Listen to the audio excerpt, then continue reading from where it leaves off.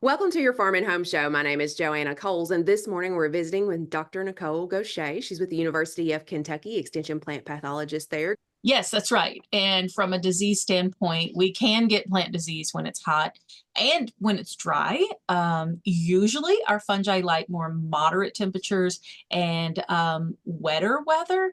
But there are a lot of ways that diseases can figure out a way to survive even in this hot, dry weather.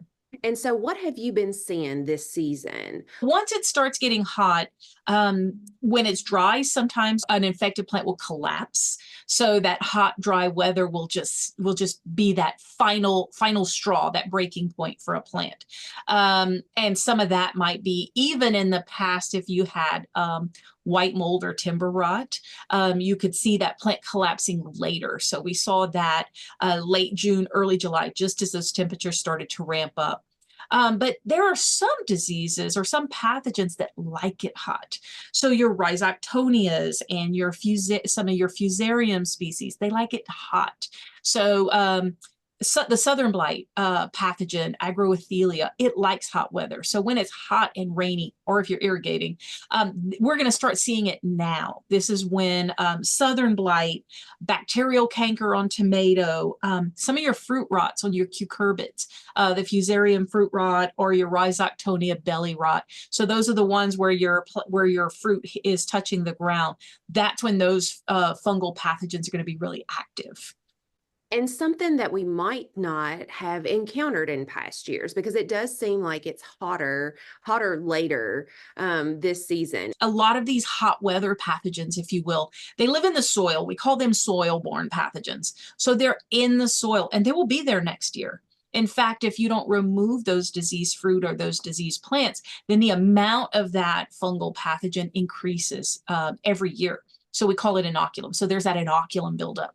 And so knowing what you have, knowing how it works, will help you decide how to manage it. Not this year, but next year. So crop rotations, putting things in that are not susceptible to whatever you have. And again, you have to know what you have.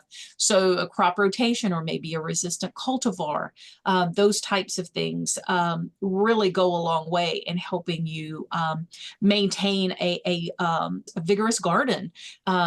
But sometimes we'll tell you 2 or 3 years rotation if it's something that's really persistent.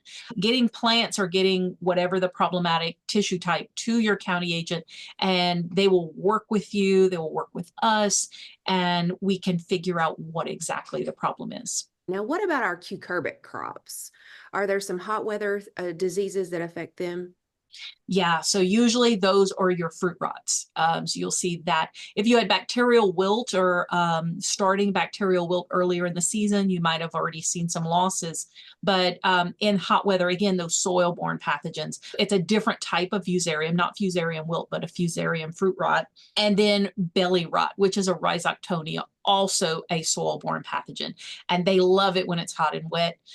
One thing you can do there is try to keep your fruit off of the ground. So heavy mulch or straw or hay. Hay is usually full of seeds. We usually don't recommend that, but anything to keep your fruit off of the ground really helps. So again, soil-borne pathogens are tough. They usually love hot weather, especially when it gets rainy. If we have a rainy spell or if you're irrigating, they're really happy in this weather, happier than most of us. So, Nicole, you mentioned fruit rot, and in my mind, that just looks like fruit rotting. Is that the symptomatic thing that we're looking for? That's it. It's a fruit rot. Sometimes they'll be kind of spotty, and it'll be like kind of around the fruit. And other times it's exactly where that fruit sits on the ground. Sometimes there might be insect damage or something, and some of these fungi will get in. But overall, the ones I'm talking about today, they're really tough and they will penetrate a rind, they will penetrate a fruit skin. And sometimes something like sunburn, like for example, if you have a severe powdery mildew problem with your pumpkins and your pumpkin gets sun scald because the leaves are not shading it anymore, then you might have more susceptibility to some of these infections. But if everybody thinks about soil-borne pathogens and the rotations and the mulching, we can go a long way to protect our cucurbit fruit. Thanks for watching and have a great day.